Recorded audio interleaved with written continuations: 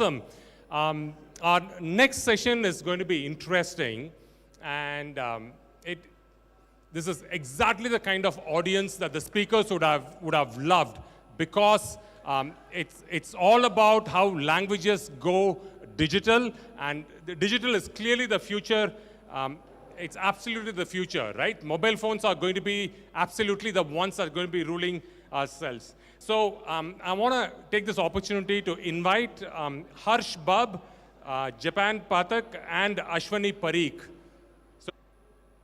और जब खबर हमें अपनी भाषा में देनी हो तो जाहिर तौर पर सीधे दिल में उतरती है, समझ में भी आती है।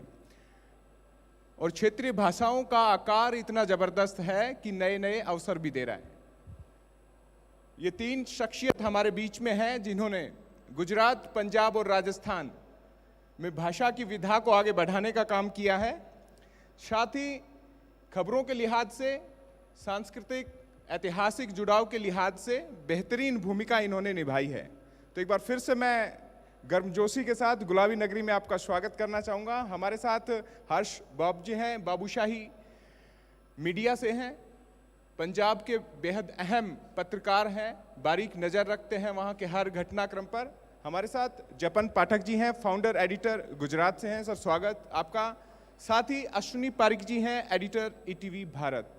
स्वागत, अभिनंदन आपका।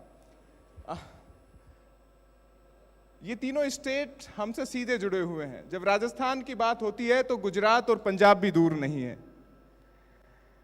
और भाषा की जब बात होती है तो जुड़ाव सीधा सा है। तो शुरुआत नज़दीक से कर लेते हैं। हर्ष जी, आपसे जानना चाहेंगे, एक बड़ी चुनौती रहती है पंजाब में। वो चुनौती है कि जो स्थापित मीडिया है उसमें अपनी जगह कैसे बनाई जाए। संगीत की विधा में तो हम सुनते हैं पंजाबी रॉक स्टार भी होते हैं, तो जर्नलिस्टिक वे में भी इस तरीके के आप जैसे चेहरे की संभावनाएं कितनी हैं?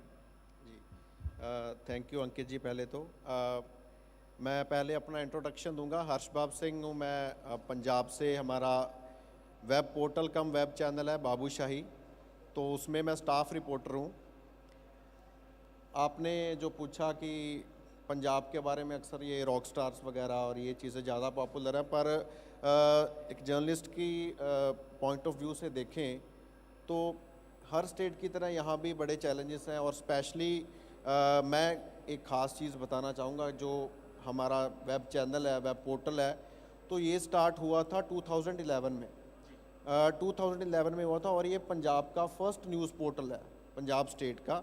तो उस टाइम पे ना तो स्मार्टफोन का ज़माना था और ना ही उस टाइम पे हाई स्पीड इंटरनेट था। उस टाइम 2G इंटरनेट लोग यूज़ करते थे, और व्हाट्सएप तो बहुत दूर था। उस टाइम पे ये शुरू हुआ तो लोगों को कुछ नहीं पता था कि ये कॉन्सेप्ट क्या है बेसिकली। पर उसके बाद काफ़ी चैलेंजेस फेस करने पड़े। रिपोर्टिंग करना एक अलग चैलेंज होता है, पर इस प्लेटफॉर्म को लोगों के सामने लेके आना एक अपने आप में बड़ा चैलेंज था। तो अब 10 साल हो चुके हैं, 10-11 साल हो चुके हैं, काफ़ी ग्रो कर रहे हैं। पर अभी भी पंजाब की बात की जाए तो जैसे वेब चैनल्स हैं, वेब पोर्टल्स हैं, तो उनको अभी सपोर्ट मिलना स्टार्ट हुआ है गवर्नमेंट का, पर उस हिसाब से नहीं मिल रहा जितना मिलना चाहिए। रिसोर्सेज बड़े लिमिटेड है, तो इन सिनेरियो में काम करना थोड़ा चुनौतीपूर्ण रहता है, क्योंकि रिसोर्सेज लिमिटेड हैं, टीम्स छोटी हैं, और रेवेन्यू जनरेशन है जो उसकी बड़ी प्रॉब्लम रहती है। तो काफ़ी चीज़ें हैं जो फेस करनी पड़ती हैं। एक तरफ जो जिनसे compete करना पड़ता है हमें, बड़े बड़े न्यूज़पेपर्स हैं, टीवी चैनल्स हैं। तो जैसे न्यूज़पेपर्स वालों को तो एक दिन का जो एडवर्टीज़मेंट है 1-1 करोड़ की भी मिल जाती है, और हमें हज़ारों में भी नहीं मिल पाता। तो ऐसे सर्कमस्टेंसेस में उनसे compete करना अपने आप में बड़ा चैलेंज है। तो हम ट्राई कर रहे हैं, और हमारी बेसिकली यही हमेशा रहती है सरकारों से भी कि हमें भी जो दर्जा है वो उनके बराबर दिया जाए, क्योंकि ये आपको भी पता है कि जो डिजिटल मीडिया है ये फ्यूचर है, इसी में फ्यूचर है, क्योंकि काफ़ी ग्रोथ लगातार हो रही है। नो डाउट जो अनरेगुलेटेड ग्रोथ हो रही है, बहुत सारे वेब चैनल्स, क्योंकि आजकल आसान काम है, मैं अपना चैनल अभी यहाँ बैठे बैठे शुरू कर सकता हूँ, पर उस चीज़ों से जो एक्चुअल में जो ऑथेंटिकली काम कर रहे हैं तो शायद वो भी कई बार बदनाम हो जाते हैं, या वो लोगों की निगाह में नहीं आते, और कोई मेरे जैसा ऐसा वैसा शुरू कर लेता और सेंसेशनलिज्म बेस्ड जो न्यूज़ उसमें डालता है तो वो शायद लोगों के सामने आ जाते हैं। तो ये काफ़ी चुनौतियां तो है पंजाब में भी काम करना, बट हम कर रहे हैं अपना। और चूंकि ये तो राजस्थान है और गागर से सागर छलकते हैं यहाँ पे, तो संसाधन हमेशा जब रीजनल की बात होती है या कहें लैंग्वेज गोज डिजिटल, तो उसमें संभावनाओं का अपार क्षेत्र है। और यही वजह है कि वर्तमान में बात करें तो पूरे भारत में करीब 65% ऐसा कंटेंट है जो केवल रीजनल लैंग्वेज में, मैं बात इंग्लिश के इतर करूँगा, हिंदी की बात करें, तमिल, असमी, बंगला, गुजराती, इवन पंजाबी, हरियाणवी और राजस्थानी, तो संभावनाएं बहुत हैं। और इन संभावनाओं को बेहतर तरीके से भुनाने का काम किया है जपन पाठक जी ने। अब फाउंडर एडिटर हैं देश गुजरात के और गुजरात की पत्रकारिता का एक जाना पहचाना नाम। सर, भाषा व्यवहार को सामने लाती है, लेकिन चूंकि आप गुजरात की धरा से हैं, पीएम मोदी ने भी रिसेंटली इस लैंग्वेज के ऑप्शन को शिक्षा में उतारा है। 200 चैनल सरकार लेकर आ रही है, उसमें रीजनल लैंग्वेज सबसे अहम है शिक्षा के लिहाज से। लेकिन खबर के लिहाज से अगर हम व्यवहार की बजाय व्यापार की तरफ बढ़ें, या कहें कि इस व्यापार में बड़े थ्रेट्स हैं, चुनौतियां हैं, क्योंकि एक जो दायरा है वो सीमित है। हमें पता है कि इस भाषा को इतने लोग जानते हैं, तो आपने देश गुजरात की शुरुआत की, कितनी चुनौतियां आपको सामने आई और इन चुनौतियों के बाद एक जाना पहचाना नाम आप देश में है, बताइए। देखिए, ये 90s के एंड में, 1990s के एंड में मैं जब गुजरात समाचार के साथ था तो मैंने नया नया इंटरनेट आया था भारत में। हम प्री इंटरनेट एरा के लोग हैं शायद हम सभी जी। इंटरनेट के सिवा की दुनिया क्या होती है ये, और इवन सेल्यूलर फ़ोन के पहले की दुनिया, वो हमने अच्छी खासी वो भी एंजॉय की है। तो 90s के एंड में जब इंटरनेट आया तब एक स्टोरी करने का मुझे एडिटर ने बोला कि अहमदाबाद में जो इंटरनेट यूज़ करते हैं ऐसे लोगों का जाके आप इंटरव्यू लीजिए। तो ढूंढने पड़े थे और वो सारे संपन्न लोग थे और अंग्रेजी के साथ बड़े कंफर्टेबल थे, और इंटरनेट भी प्रीडोमिनेंटली अंग्रेजी भाषा में ही आया। ऐसा तो है नहीं कि गुजराती भाषा में और फिर अंग्रेजी लोगों ने उसको अडॉप्ट किया। तो predominantly it was in English medium, और शुरू में उसका एडप्टेबिलिटी भी संपन्न वर्ग में था, यानी मास में नहीं लेकिन क्लास में था, और मास अंग्रेजी के साथ कंफर्टेबल था। धीरे धीरे करके एक यूनिकोड नाम की एक शोध हुई। तो यूनिकोड की वजह से, क्योंकि तब तो अगर गुजराती में आपको इंटरनेट पे लिखना है तो आपको कोई फॉन्ट का लाइसेंस लेना पड़ेगा, फिर वो कोई डाउनलोड करेगा तभी पढ़ पाएगा। रीडिफ के थे एडिशन गुजराती में, लेकिन उसके बाद यूनिकोड का जो मीडियम आया उसकी वजह से गुजराती की एडप्टेबिलिटी काफ़ी इजी हो गई, पढ़ना और इनपुट देना, जैसे हिंदी में भी सभी रीजनल लैंग्वेज में। एक और बैरियर तब ये था कि गूगल एडसेंस का बना बनाया एक एडवर्टाइजिंग का सिस्टम है रेवेन्यू का, कि आप अपनी साइट पे गूगल एडसेंस आपको अप्रूव करे, उसके कोड्स रख दीजिए तो ऐड चलने लगेगी। तो वो काफ़ी अच्छा था। एक आदमी अगर इंडिविजुअली चलाता है, छोटी सी टीम के साथ चलाता है तो पैसे आ जाते थे। अगर आप ऑडियंस ले आए तो, ऑडियंस ले आना ये तो सबसे बड़ी बात है, अगर नहीं ले आए तो फिर बहाने हजार है।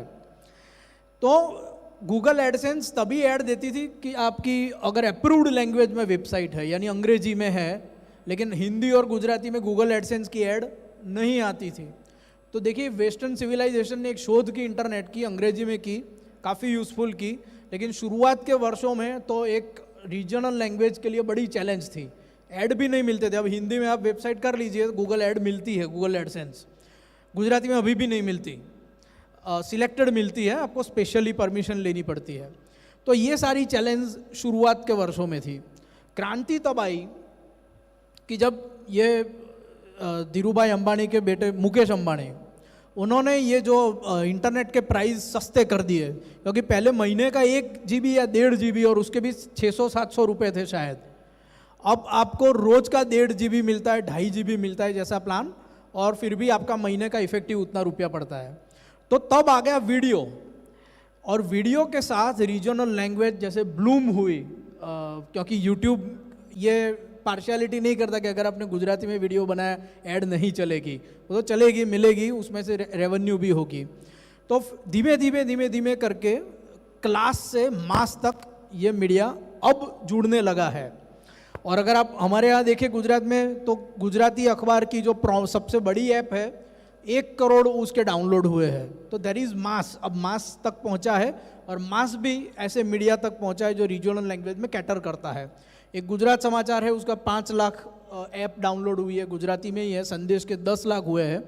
दिव्य भास्कर 1 करोड़ क्लेम करता है, दिखता भी है, हमें मालूम नहीं वो जेन्युइन है या नहीं। लेकिन अब मास तक धीरे धीरे ये गुजराती और लैंग्वेजेस पहुंच रही है। ये एक अच्छी बात है। मैं अभी के चरण में इतना ही कह के विराम लेता हूँ।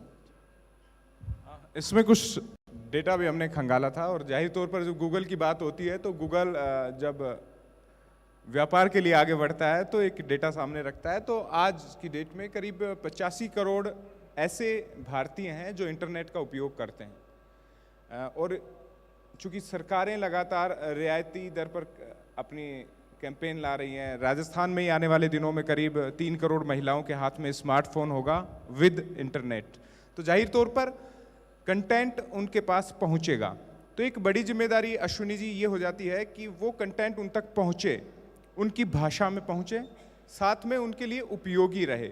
चूँकि एक बड़ा साहस कॉरपोरेट लिहाज से ईटीवी भारत ने किया, और क्षेत्रीय भाषाओं के साथ हिंदी भाषा को आगे बढ़ाते हुए उन्होंने वेब जर्नलिज्म पर खास तौर पर काम किया। तो आप क्या मानते हैं, जब हाथ में मोबाइल होगा और फुल स्पीड इंटरनेट, जब 5G की बात हो रही है, तो क्या चुनौतियां हैं जिनसे फेस करना है? सोसाइटी को केवल उनकी पसंद का सौंपने की जो जिम्मेदारी है, किस तरीके से निभाने के लिए कॉरपोरेट तैयार है, जो मीडिया से जुड़ा हुआ पूरा सेक्टर है वो तैयार है? धन्यवाद अंकित जी। मेरे ख्याल से सबसे बड़ी जिम्मेदारी अगर आज वेब मीडिया के सामने है वो है क्रेडिबिलिटी। मैं पाठक जी के साथ बैठा था तो अर्ली डेज़ की हम जब बात कर रहे थे तो बात यही आ रही थी कि जिस संस्थान से मैं जुड़ा हुआ हूँ उसकी पहचान थी क्रेडिबिलिटी। और आज भी ये स्थिति है कि आप अगर कहीं कोई खबर चलाते हैं तो उसके पीछे विश्वसनीय आधार कितना होगा वो जानना बेहद ज़रूरी है।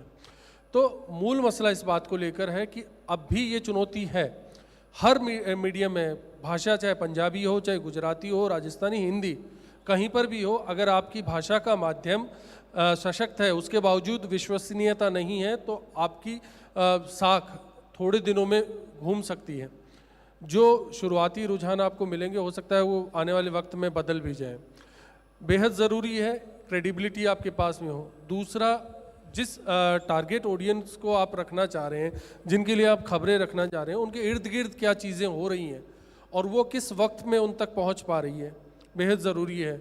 हर मौसम, हर वक्त, अब तो दिन के तापमान की भी खबरें आप देख सकते हैं कि ट्विटर आप स्क्रॉल करेंगे, मौसम विभाग भी अब हर 2 घंटे का तापमान देने लग गया। तो ये ज़रूरत है आज की कि आपको पल पल की अपडेट की जाए, क्योंकि मोबाइल हाथ में है। तो मुझे अब शाम के 7 बजे के बुलेटिन का इंतज़ार नहीं करना या सुबह के अखबार का इंतज़ार नहीं करना।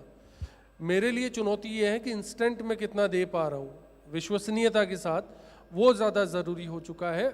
आप कितनी तेज़ी के साथ खबरें लेकर आ रहे हैं, ट्विटर ने इस चुनौती को और बढ़ा दिया है। आप तक लोग क्यों पहुँचेंगे जब व्यक्ति खुद ही पहुँचने की कोशिश कर रहा है, पहली चीज़। दूसरी चीज़, इसमें ज़रूर आपने कहा कि वीडियोज़ आए और हमारे लिए पावर ठीक हुआ। 5G जैसे जैसे आगे बढ़ेगा काम इसका, हमारे लिए और बेहतर काम होगा, हम और ज़्यादा लोगों तक अप्रोच करेंगे। आधी आबादी के हाथ में अब ये मोबाइल आ जाएगा विद इंटरनेट, उनके मसले आज भी अधूरे हैं। वो बात नहीं होती। आप पॉलिटिक्स देखेंगे, आप क्राइम देखेंगे, आप स्पोर्ट्स देखेंगे, ग्लैमर आपको मिल जाएगा, लेकिन इस आधी आबादी का रिप्रेजेंटेशन आज भी डिजिटल प्लेटफॉर्म पर बाकी है। उसको मेरे ख्याल से जब ये चीज़ें बढ़ेंगी आगे तो वो चुनौतियां भी मिलेंगी। हम सिर्फ खबरों में हैं और खबरों में भी हम सिर्फ हैपनिंग्स के इर्द गिर्द हैं अभी, जिसे आमतौर पर कहा जाता है कि अगर आप कहीं पर निकल कर आ रहे हैं, किसी खबर को आप देखना चाहते हैं, नज़रिया देखना चाहते हैं, तो वो नज़रिया बदलने की भी ज़रूरत है वक्त के साथ में। इंटरनेट में पल पल बदल रहा है, रोज़ाना बदल रहा है, और उसको पहचानने की ज़रूरत है। ये चुनौती है क्योंकि मिजाज आज भी किसी को ठीक से समझ में नहीं आ रहा। हम सब लोग बैठे हैं, अरसे से काम कर रहे हैं, लेकिन ये गारंटेड कोई नहीं बोल सकता कि ये खबर है मैं प्लेस करूँगा तो ये 10 लाख व्यूज़ लेकर आएगी और ये 2 लाख व्यूज़, या इसको कोई पसंद नहीं करेगा। अचानक होता है, अनएक्सपेक्टेड होता है कि कोई खबर आपकी बहुत पॉपुलर हो जाती है और जिस पर आप बहुत मेहनत कर रहे हैं उसको वक्त लगता है लोगों तक पहुंचने में। तो ये मिजाज जो लोगों का है ये भी समझने की ज़रूरत है अंकित जी।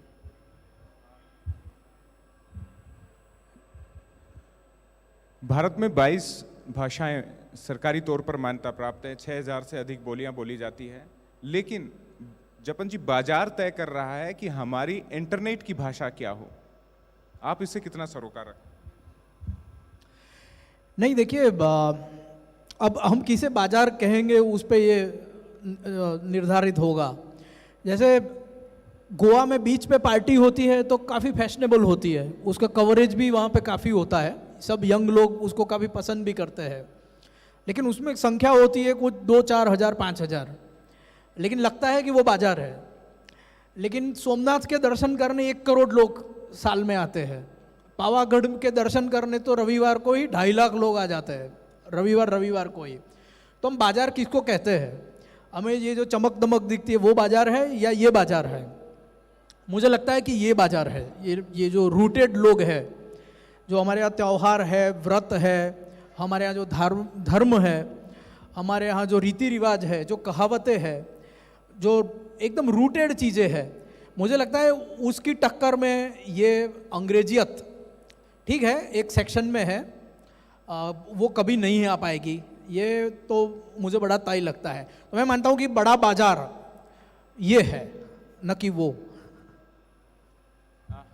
हर्ष जी, जब भी सरकारी विज्ञापन की बात आती है पंजाब में, मैं भी पंजाब कई बार गया तो वहाँ पे देखा कि पंजाबी में लिखा हुआ होता है, लेकिन जब पूरे देश में एक मैसेज देना होता है तो वो भाषा बदल जाती है। इस बदलाव भरी भाषा में दर्शकों का टिके रहना, पाठकों का बने रहना, कितना आप मानते हैं कि एक तरीके से एक बड़ी थ्रेट के रूप में है कि जब ज़रूरत हो तो उनकी लैंग्वेज में परोस दिया जाए और जब हमें ज़रूरत हो तो हमारी भाषा बदल जाए? जी अंकित जी, बिल्कुल आपकी बात ठीक है और मैं ये पॉइंट उठाना एक्चुअली चाहता था। आपने जैसा बोला कि दर्शकों पाठकों की बात तो बाद में आती है। सबसे पहले जैसे मैं पंजाब का एग्जांपल देता हूँ एक बड़ा अच्छा। पंजाबी में जैसा हमारा जो वेब पोर्टल है वो पंजाबी में स्टार्ट हुआ था, पंजाबी में है और इंग्लिश में है। इंग्लिश में हमें मजबूरन स्टार्ट करना पड़ा क्योंकि रीजनल तो करना ही था, और क्योंकि इंग्लिश की जो रीच है वो मैक्सिमम है, पंजाबी में हम लिमिटेड उसकी रीच थी। अब जो इवन कि पंजाब के जो टॉप पॉलिटिशियंस भी हैं या ऑफिसर्स होते हैं, ख़ास तौर पे ब्यूरोक्रेट्स होते हैं, तो वो पंजाब के ऑफिसर होंगे, पंजाब के टॉप पॉलिटिशियंस होंगे, वो खुद जो खबरें हैं या कोई भी मैसेज है, इन्फॉर्मेशन है, तो वो पंजाबी में पढ़नी इतनी पसंद नहीं करते जितनी कि इंग्लिश में पसंद करते हैं। तो ये एक दिक्कत है, उसकी वजह से हमें भी मैक्सिमम जो इन्फॉर्मेशन है ना चाहते हुए भी इंग्लिश में देनी पड़ती है। बेशक हमारा पंजाबी में हमने स्टार्ट किया था क्योंकि वो ऊपर तक नहीं जाता।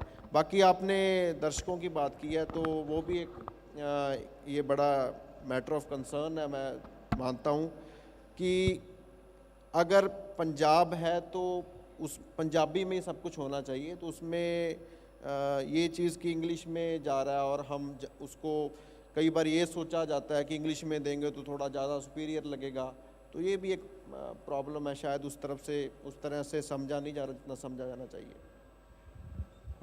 जब भी कॉरपोरेट्स की बात होती है तो जब आंकड़े सामने आते हैं तो स्थानीय लैंग्वेज पे फोकस होता है कि लोग हिंदी में सर्च कर रहे हैं।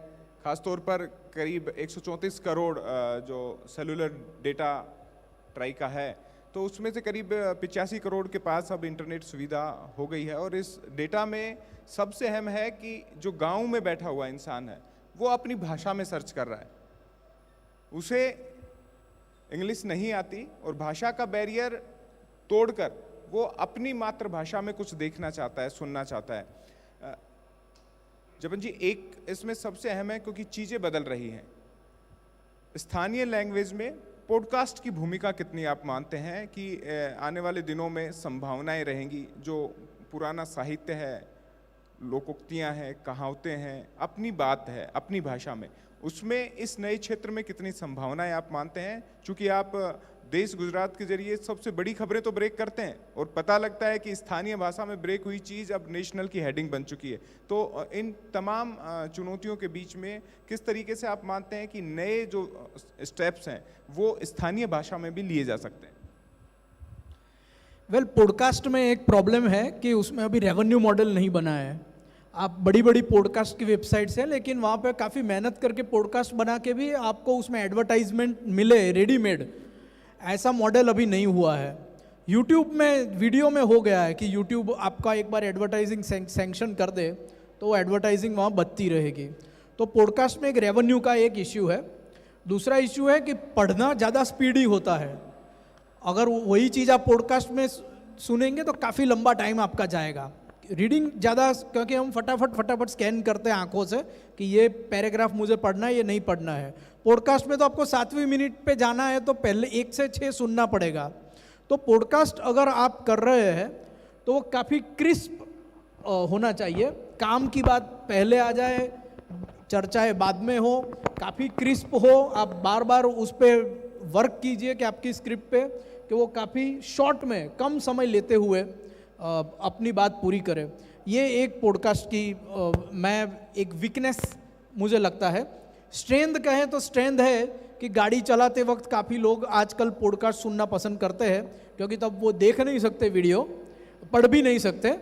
तो इन मोबिलिटी कार में वेस्टर्न कंट्रीज़ में तो पॉडकास्ट पेन ड्राइव में लेके काफ़ी लोग या फिर वाईफाई से कार के स्पीकर में ट्रांसफ़र करके काफ़ी लोग सुनना पसंद कर रहे हैं पॉडकास्ट। और इसमें रीजनल लैंग्वेज काफ़ी आगे है, क्योंकि अपनी लैंग्वेज सुननी अच्छी लगती है।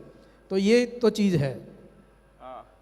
अश्विनी जी, आप जुड़े हुए हैं आकर से भी, जो राजस्थान की भाषा को आगे बढ़ाती है, और चूंकि जब रीजनल लैंग्वेज की बात होती है तो जाहिर तौर पर खबर को ब्रेक करने का नज़रिया बेहद अहम हो जाता है। मुझे कोका कोला का एक ऐड याद आ रहा है कि वो हमेशा ट्वीट्स करते थे। आप इसे सीधा कर लीजिएगा, इको नहीं होगा। तो वो जब इंग्लिश भाषा में ट्वीट करते थे तो 10 से 15 तक उनके रीट्वीट होते थे। एक ट्वीट उन्होंने हिंदी भाषा में किया, उसका रेस्पॉन्स 100 टाइम्स ज़्यादा था। तो किस तरीके से आप मानते हैं कि जब भाषा पाठक की पसंद की हो तो खबर पे ट्रस्ट और रीच दोनों तेज़ी से बढ़ती है? अंकित जी, ये डिपेंड करता है कि पहले तो खबर क्या है, नज़रिया क्या है। आपने कहा कि जिन पॉडकास्ट की हम बात कर रहे हैं वहाँ रेवेन्यू मॉडल नहीं है, और सही बात है। किसी भी मीडियम को, किसी भी वेंचर को रन करने के लिए अर्थ बिना व्यर्थ वाली बात है। अर्थव्यवस्था आपको चाहिए, उसके आधार पर ही आप टिक सकते हैं। अब इसमें मॉडल आता है कि आप अपनी क्षेत्रीय भाषाओं के लिए, राजस्थान के लिए आज भी चुनौती, 8वीं अनुसूची में आप राजस्थानी को आज भी मान्यता दिलाने के लिए संघर्ष कर रहे हैं। लेकिन उसके बावजूद भी बीते दिनों प्रयास हुए, रीजनल चैनल्स ने प्रयास किए। मैं आकाशवाणी के ट्विटर को फॉलो करता हूँ, कॉन्टीन्यूसली वो आकाशवाणी पर राजस्थानी लैंग्वेज में आजकल ट्वीट करना शुरू कर रहे हैं और उसका रिस्पॉन्स अच्छा आ रहा है। एक बेहतर जरिया और हो सकता है, वो ये है कि आप जब भी हो सकता है कि आप कंफर्टेबल नहीं हैं, लेकिन जिस दर्शक वर्ग की बात आप कर रहे हैं, जिन प्रेजेंटेशन की बात आप कर रहे हैं, आप उनको तो टारगेट कर सकते हैं। आप हिंदी में बोलते हुए कि जो राजस्थानी बोलने वाला है, आप उससे तो बात कर सकते हैं, उसकी बात तो पहुंचा सकते हैं, और वो जहां तक पहुंचनी है पहुंच जाएगी, आपकी रीच में नहीं होगी। एक बार जब प्लेटफॉर्म पर बात आ जाएगी, उसके बाद ये बस की बात नहीं है, और वो बहुत ज़्यादा अप्रोचेबल भी होगा। विश्वसनीयता खुद ब खुद आ जाएगी, क्योंकि लोकल डायलेक्ट होगा, दिल से दिल का कनेक्शन होगा, तो फिर ज़रूरत नहीं है बीच में किसी बैरियर की। तो मेरे ख्याल से विश्वसनीयता का मूल आधार है कि रीजनल डायलेक्ट जितना ज़्यादा बेहतर हम कर सकें, उसको जितना प्लेस कर सकें, कोशिश हुई है, इसको और आगे ले जाने की ज़रूरत है।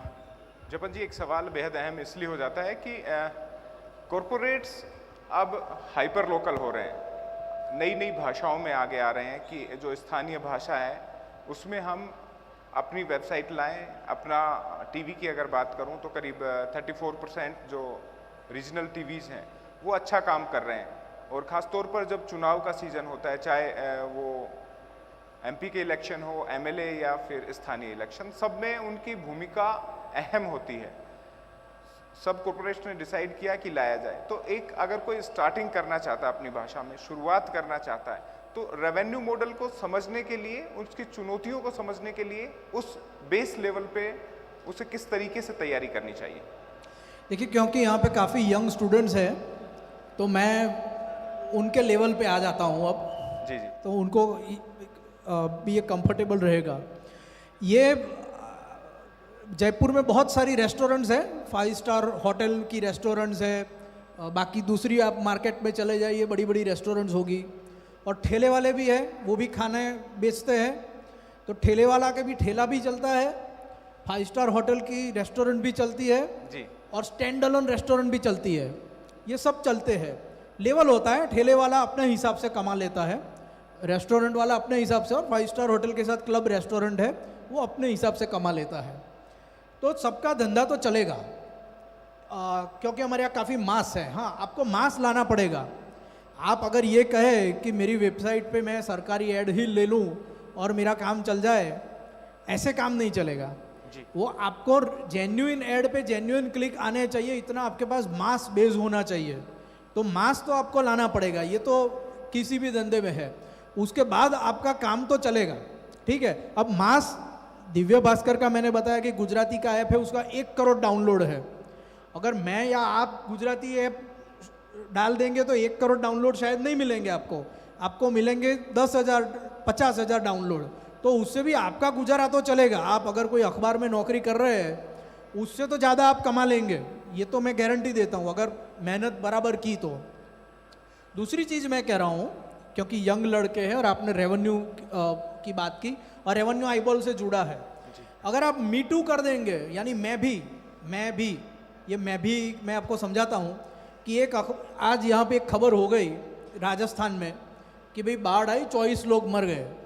तो ये बाढ़ में 24 लोग मरने वाले समाचार आप पत्रिका में भी देखेंगे, भास्कर में भी देखेंगे, फिर और कौन से हिंदी अखबार है, आप ईटीवी में भी देख लेंगे, आप जी में भी देख लेंगे हिंदी में। और फिर आपने नया वेबसाइट शुरू किया है और आप वहाँ लगा देंगे वो समाचार, तो वो मैं भी हो जाएगा, मैं भी मेन स्ट्रीम में। तो आजकल आप फोकस कर सकते हैं यूनिक कंटेंट देने पे।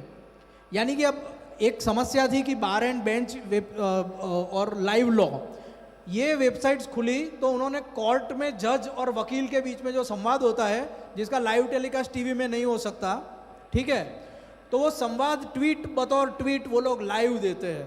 तो इम्पोर्टेंट केसेस में हमारा सीधा ध्यान रहता है कि क्या हुआ रियल टाइम में। तो ये उन्होंने एक समस्या थी, उसका सॉल्यूशन दिया। ये समस्या थी कोर्ट में, ये केस में अभी क्या हो रहा है, लाइव नहीं चल सकता, तो हम उनकी लाइव ट्वीटिंग देख लेते हैं। तो उन्होंने एक सॉल्यूशन दिया, तो वो फट से ऊपर आ गए और उनको एक बेस भी मिल गया रीडर्स का, व्यूअर्स का। तो अब ये नीश वेबसाइट्स चलेगी, मुझे लगता है उसका दौर है। आप कभी भी कुछ शुरू करें तो अब मीटू में मत पढ़िएगा, मैं भी में मत पढ़िएगा। बिल्कुल। और जो सामने बैठे हैं वो भी हमारे लिए यूनिक है, जाहिर तौर पर नए नए स्टार्टअप्स के तौर पर देखने को मिलेंगे और तमाम दिग्गज भी हमारे बीच में है। हर्ष जी, एक सबसे अहम ये होता है क्योंकि बहुत सारे जो चेहरे हैं संभावनाओं से भरे हुए आप सामने देख रहे हैं, इनमें से बहुत सारे रिपोर्टर बनना चाहते हैं, लेखक बनना चाहते हैं, डिजिटल कंटेंट तैयार करना चाहते हैं।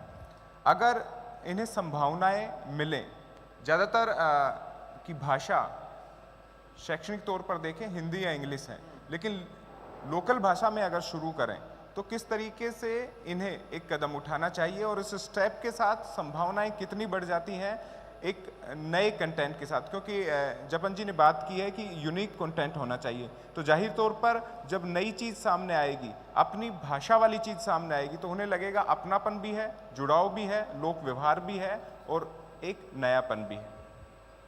जी मैं इस पे यही कहना चाहूँगा, जैसे क्योंकि मैं खुद नया हूँ, मेरे को सिर्फ 1.5 साल हुआ इस फील्ड में, तो और मैं जुड़ा भी रीजनल चैनल से हूँ। इसमें सबसे पहले तो ये होता है कि रीजनल चैनल में आप शुरू कर सकते हो, काम बड़े अच्छे से शुरू कर सकते हो। सबसे पहली चीज़ तो यही होनी चाहिए कि आपको जो जिस चैनल में आप हो या जो शुरू कर रहे हो उससे जो भी बड़े चैनल्स हैं तो उनको देख के अगर आप ये सोच के काम करोगे कि यार उसने ये चीज़ कर रहे हैं, वो ये फॉलो कर रहे हैं, इस तरह से चला रहे हैं, फिर तो आप बिल्कुल नहीं काम कर सकते। हमारे पंजाब में ये बड़ी प्रॉब्लम है, मैं पर्सनली बहुत फील करता हूँ कि जैसे हम वेब चैनल्स वाले जो सारे हैं, तो जो सैटेलाइट चैनल्स वाले, टीवी चैनल्स वाले, क्योंकि उनके पास रिसोर्सेज ज़्यादा है, या कई बार ये होता है कि किसी चैनल का इस तरह से इमेज होता है कि उन्होंने जो भी चला दी, चाहे वो खबर सही हो चाहे गलत हो, तो उसको एक्सेप्ट किया जाता है कि यार इन्होंने चलाई है, ठीक ही होगी। तो अगर उसके कि यार उन्होंने ये चलाई है, हम भी यही कर लें। फॉर एग्ज़ाम्पल आजकल क्योंकि वेब चैनल्स का दौर है, तो इंटरव्यू का बड़ा है, 1 to 1 करने का बड़ा रहता है। तो ये कि यार उस चैनल ने फलाने का इंटरव्यू किया है और मैं भी करूँगा तो अच्छा रहेगा, व्यूज़ आएंगे जी। ये चीज़ नहीं देखनी चाहिए। जैसे इन्होंने बताया, यूनिक कंटेंट होना चाहिए, और थोड़ा बहुत अगर कोशिश, क्योंकि इन्वेस्टिगेटिव जर्नलिज्म की बात होती आ रही है, पर मेरे को लगता है कि उस हिसाब से अब थोड़ा ये चीज़ मिसिंग है, उस पर ज़्यादा फोकस करना चाहिए। बाकी रीजनल चैनल की इम्पोर्टेंस कितनी है मैं आपको एक ये बताऊंगा, क्योंकि पंजाब में आपको सारों को पता होगा, जो पंजाबी नहीं भी जानते, जो फार्मर्स एजिटेशन हुआ था दिल्ली के बॉर्डर्स पे, पंजाब के मैक्सिमम फार्मर्स गए थे, तो वो 1 साल से 1-2 महीने ज़्यादा चला, 12-13 महीने वो चला। तो उस टाइम पीरियड के अंदर मतलब मैं खुद गिनती नहीं कर सकता पंजाब के अंदर इतने जो चैनल्स थे, रीजनल चैनल्स खड़े हुए, मतलब उस एजिटेशन की देन थी, कई चैनल्स थे। तो वो उस आंदोलन के टाइम पे उठे हुए चैनल आज इतनी अच्छी क्रेडिबिलिटी बनाए हुए हैं, और उसको बहुत लोग बड़े अच्छे से फॉलो कर रहे हैं, काफ़ी पॉपुलर हो चुके हैं, क्योंकि उन्होंने ठीक है उस टाइम पे शुरू किया, पर वो एजिटेशन होने के बाद भी उन्होंने अपनी जैसे अलग रास्ता कोई बना लेता तो उसी को फॉलो किया, बजाय कि अपने से बड़ों को देखना कि ये ऐसे कर रहे हैं, अगर हमने ऐसा ना किया तो हम पीछे रह जाएंगे। थोड़ा अपना एक इन्वेस्टिगेटिव जर्नलिज्म जितना आप मैक्सिमम लेके आ सकते हो, तो वो आपको शायद बाकियों से अलग करेगी। जी जपन जी, पंजाब में इलेक्शन हो चुके हैं, अब गुजरात की बारी है। तो गुजरात में जब इलेक्शन होगा तो वहाँ पे गुजराती लैंग्वेज से जुड़े हुए तमाम लोग हैं, चूँकि आप एडिटर हैं देश गुजरात के, तो सीधे तौर पर निगाह भी रखते होंगे कि राजनीति में क्या चल रहा है। तो जब गुजराती कंटेंट के साथ, यानी कि लोकल लैंग्वेज के साथ जब उन तक बात पहुंच रही है, तो उसका असर कितना दिखाई देता है? और साथ ही एक छोटा सा सवाल और ऐड करना चाहूँगा कि गूगल, फेसबुक, ट्विटर लाइक जो प्रमोट करते हैं कंटेंट को, जो यूनिकनेस लिए हुए होते हैं, तो वो कितना सपोर्ट करते हैं जब आप उस रीजन की चीज़ को उन लोगों तक पहुंचाने की कोशिश करते हैं? ये आपने बड़ी अहम बात की। गूगल, ट्विटर, फेसबुक, ये इनका इतना सपोर्ट नहीं है, ये एक हकीकत है। रीजनल को इतना ज़्यादा सपोर्ट नहीं है, उनका कनेक्शन ही नहीं है। वैसे हम सिर्फ मशीन से बात करते हैं, अगर गूगल से बात करनी है, फेसबुक से, ट्विटर से, कभी ट्विटर, फेसबुक या गूगल का कोई रियल बंदा हमारे सामने आए और कहे क्या पब्लिशर है, आप हम क्या कर सकते हैं, कहाँ हमारे बीच मिसिंग लिंक है, कैसे आपको प्रमोट करें, आप क्या करें, वो नहीं है, वो सारा ऑनलाइन है। टीजे में मिलेंगे तो बाकी गूगल के ये प्रॉब्लम है जो दिल्ली में अब जो गूगल के सीईओ के साथ डाइन और वाइन करते होंगे, तो वो लोग तो ले जाते होंगे, ब्लूटिक भी ले जाते होंगे और उनको प्रमोट भी कर देता होगा गूगल, ट्विटर, फेसबुक। मुंबई में उनके सीईओज रहते होंगे। रीजनल में कोई कनेक्टिविटी ही नहीं है। मुझे आज तक गूगल से या फेसबुक से किसी बंदे का फ़ोन नहीं है कि आप इतना ज़्यादा वर्क कर रहे हैं, कैसे हम एक्सटेंड कर सके उसको, तो एक प्रॉब्लम है। एक चीज़ मैं यहाँ पे बता दूँ कि मेरा वो जो कंटेंट वाला जो बात था यूनिक, वो यूनिक एग्जैक्टली मैं यूनिक की बात तो कर रहा था, लेकिन मैं उसको ज़रा समझा दूँ, मुझे लगा मिस इंटरप्रिट हो गया ये बातचीत में। मुझे लगा आप अगर रूटीन न्यूज़ भी कर रहे हैं तो आपका पर्सपेक्टिव यूनिक होना चाहिए। जैसे एक रूटीन न्यूज़ है, अर्नब गोस्वामी एक अलग पर्सपेक्टिव से उसको टीवी में दिखाता है, टाइम्स नाउ अलग पर्सपेक्टिव से दिखाता है, आज तक अलग पर्सपेक्टिव से। तो इवन रूटीन न्यूज़ में भी आपके पास अगर पर्सपेक्टिव भी यूनिक है तो आप उसको एक अलग फ्लेवर में ले जाएंगे। इसमें एक बात और है, आपकी डिपेंडेंसी ट्विटर, इंस्टाग्राम, यूट्यूब पर, गूगल पर है। सपोज़ किसी प्लेटफॉर्म ने खुद को रिमूव कर दिया या आपका कंटेंट वहाँ पर प्लेस है, आपकी पूरी डिपेंडेंसी उस पर है। यूट्यूब एक दिन आउट हो गया, आपके वीडियोस कहाँ हैं, आपने जितना किया वो कहाँ है। यूनिक से मेरा ख्याल एक ये है कि आपका इंडिविजुअल प्लेटफॉर्म भी होना चाहिए जी, जहाँ पर आप अपनी सब चीज़ों को प्लेस कर सकें। सिर्फ यूट्यूब चैनल बनाने से काम नहीं चलेगा, ब्लॉग पर लगातार लिखने से काम नहीं चलेगा, आपको अपना यूनिक प्लेटफॉर्म भी चाहिए जहाँ पर आपकी डिपेंडेंसी ख़त्म हो, क्योंकि ये एक प्लेटफॉर्म है, एक जरिया है जहाँ पर आप ट्रांसपोर्ट कर सकते हैं अपने मीडियम को, लेकिन आपका वजूद कहाँ पर है वो टिकना ज़रूरी है। उसके बिना मेरे ख्याल से जो हम जितनी बात कर पा रहे हैं वो सब चीज़ें व्यर्थ हो गई।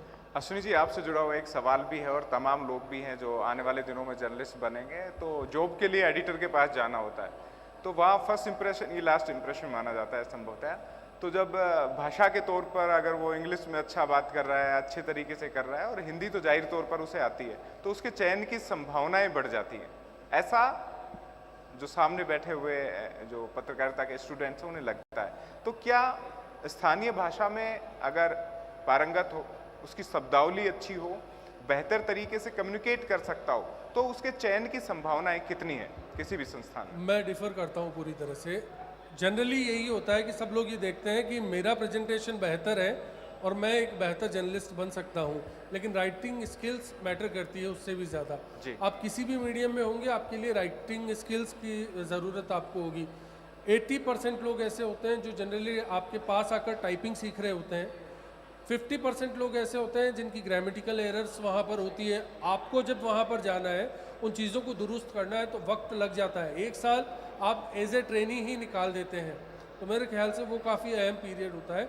आप बतौर जर्नलिस्ट खुद को तैयार करना जब से शुरू कर सकते हैं, आप विजुअल प्रेजेंटेशन सुधार सकते हैं, किसी भी वक्त सुधार सकते हैं, लेकिन जो आपकी स्किल्स हैं, राइटिंग स्किल्स हैं, आपका जो आपने बताया कि एक नज़रिया होना चाहिए, हर खबर का पर्सपेक्टिव अलग होना चाहिए, वो डेवलप करने की ज़रूरत है। आपको पढ़ने की ज़रूरत पड़ेगी, अलग अलग मीडियम्स को आप देखेंगे तो फ़र्क करना सीख जाएंगे कि एक खबर को 4 अलग अलग अखबारों ने या फिर टीवी चैनल्स ने, वेब प्लेटफॉर्म्स ने किस तरीके से कवर किया है। उस पर्सपेक्टिव में इन डेप्थ स्टोरी भी होनी चाहिए। किसी ने फौरी कवरेज हैपनिंग जो है उसको कवर कर लिया, और कोई ऐसा है कि उस हैपनिंग के पीछे बिहाइंड द कर्टेन जो है उसको भी देख कर आ रहा है। तो ये सिखाने की ज़रूरत है। मेरे ख्याल से जितने भी इंस्टीट्यूशंस यहाँ पर हैं उनको इस पर भी काम करने की ज़रूरत होगी। बिल्कुल, सामने मैसेज भी दिख रहा है। हो गया है हमारा। एक जपन जी से अंतिम सवाल ले लेते हैं। संभावनाएं बहुत हैं, ये बातें हमने की कि चुनौतियां क्या है, कॉरपोरेट साथ नहीं दे रहा है, लेकिन अगर भाषा पर पकड़ है, कंटेंट है और हमारे पास एक माध्यम है, तो हम कितना आगे बढ़ सकते हैं और कितनी संभावना है अपना खुद का एक प्लेटफॉर्म तैयार करने की? नहीं, प्लेटफॉर्म तो बहुत बड़ी चीज़ है, उसके लिए बहुत ज़्यादा इन्वेस्टमेंट चाहिए। अगर आपको ट्विटर जैसा, फेसबुक जैसा या यूट्यूब जैसा प्लेटफॉर्म करना है तो आप वेबसाइट से शुरू कर सकते हैं, प्लेटफॉर्म की जहाँ तक बात है।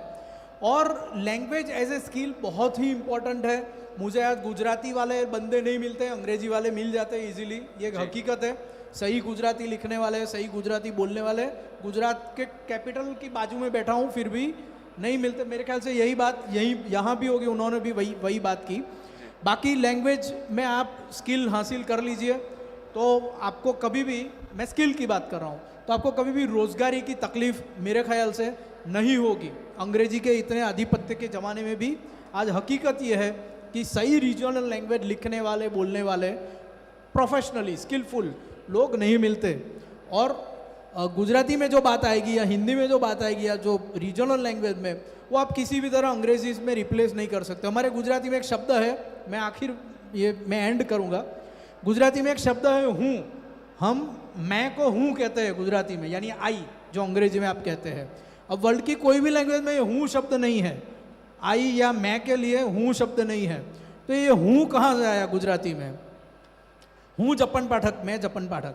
तो ये हूँ शब्द जो गिर के जो बब्बर शेर है, लायंस, वो रात को दहाड़ते हैं तो वो बोलते हैं हूँ, ये हूँ बोलते हैं वो, तो वहाँ से हूँ शब्द आया। अब मैं हिंदी में बताऊंगा तो मैं, अब मैं ये नहीं कहना चाहता कि मैं कौन बोलता है कौन सा प्राणी, लेकिन ये जो फ्लेवर है हमारी लैंग्वेज की, वो तो हमारी लैंग्वेज में ही आएगी, तो और वो चलेगी। मुझे अगले 40-50 साल तक तो कोई मुश्किल नहीं दिखती है।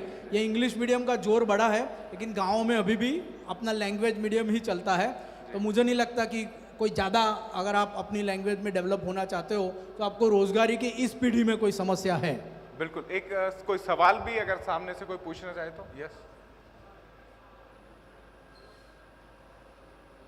यहीं से पूछ लीजिएगा, माइक वापस भी देना है। सो एक्चुअली अगर हम ट्रेडिशनल मीडिया की बात करते हैं तो हमें एक सिंबलिज्म दिखता है, लोग प्रेस लगा के वो प्रिविलेज एंजॉय करते हैं। तो मैं पूछना चाह रहा हूँ कि अगर हम वेब मीडिया की बात करते हैं, डिजिटल मीडिया की बात करते हैं, तो यहाँ तक पहुँचने में कितना समय मिलेगा, मतलब कितना प्रिविलेज लेने में कितना समय मिलेगा, वो मैं आपसे पूछना चाह रहा हूँ। जपन जी क्या सवाल था और किससे है सवाल? जवाब आप दे दीजिएगा। सवाल क्या था? कि अगर वेब में आगे बढ़ना है तो किस तरीके से प्रिविलेज मिल पाएगा, और समय जो सबसे इम्पोर्टेंट है, ये यूथ है, स्पीड। मतलब आप अपना शुरू करें तो कितने टाइम तक वो डेवलप होगा, ये आप कह रहे हैं? प्रिविलेज को डेवलप होने में अश्विनी जी पे तो भाई। हाँ हाँ, नहीं ये तो सबसे फास्ट बढ़ रहा है। गूगल के सीईओ का एक लेक्चर था, मैं वहाँ पे उपस्थित था। उन्होंने पूरा साल दर साल बताया था कि प्रिंट को आगे बढ़ने में एक पर्टिकुलर संख्या तक पहुँचने में कितना टाइम लगा, रेडियो को कितना टाइम लगा एक पर्टिकुलर संख्या तक पहुँचने में, टीवी को कितना टाइम लगा और वेब को कितना लगा। तो वेब तो रॉकेट की तरह है, ऊपर बढ़ रहा है एकदम आगे। और ये जो मुकेश अंबानी ने जो प्राइस कम किया इंटरनेट का, जीबी का, उसके बाद तो ये रॉकेट से भी आगे है। मतलब क्या उपमा दूँ, बहुत फास्ट बढ़ रहा है। अभी तो ये भी जियो फोन में उन्होंने ट्राई किया, और एक और भी वो लोग एंड्रॉयड के साथ अपना देसी वो भी बना रहे हैं, क्या बोलते हैं उसको, ऑपरेटिंग सिस्टम। तो ये अगर चल पड़ा तो गांव में तो बहुत फास्ट ये पेनिट्रेशन होगा। ऑलरेडी मैं कह रहा हूँ कि गुजरात समाचार का सर्कुलेशन, जब मैं एज ए स्क्राइब वहाँ पे था, वो लार्जेस्ट वर्नाक्युलर डेली था और सर्कुलेशन 15 लाख का था। अब 15 लाख तो इंटरनेट, मतलब इंटरनेट पे शुरू होके 15 लाख तो मैं झट से पहुँच गया, यानी एकदम फास्ट, कम इन्वेस्टमेंट में। तो ये तो रॉकेट की तरह बढ़ रहा है, इसका कोई मुकाबला ही नहीं है। तो बिल्कुल समय की अपनी बाध्यताएं हैं, और जाहिर तौर पर संभावनाएं बहुत हैं। ग्रामीण इलाकों की अगर मैं बात करूं तो अब कॉरपोरेट अच्छे तरीके से ग्रामीण इलाकों में देख रहा है, उनकी भाषा में कंटेंट उन तक पहुंचाने के लिए देख रहा है। और आप भी अगर अपनी भाषा में कोई सूचना दुनिया तक पहुंचाना चाहते हैं तो ट्रांसलेशन भी अब उपलब्ध है। तो जाहिर तौर पर सुविधाएं बहुत हैं। उम्मीद है रीजनल संभावनाओं के क्षेत्र में आप सबकी भूमिका भी अहम होगी। तो इस सत्र का समापन यही। हर्ष जी आपका, जपन जी आपका और अश्विनी जी आपका आभार। That's awesome. Thank you so much. Guys, you can do much better than this, right? They spent half hour of their time. Give them their appreciation. Give them a big round of applause. That's awesome. You guys are great. All right. I want to invite Mr. Ashish Gaur, journalist at PTI, and Mr. Saurabh Sharma, professor at Bennett University. Oh, sir, excuse me. Sorry, if you can just come here, we'll just take your mementos from them. Ashwini Yeah, ji, please. Come next. Are you? Yes. So the person who's handing it over is Mr.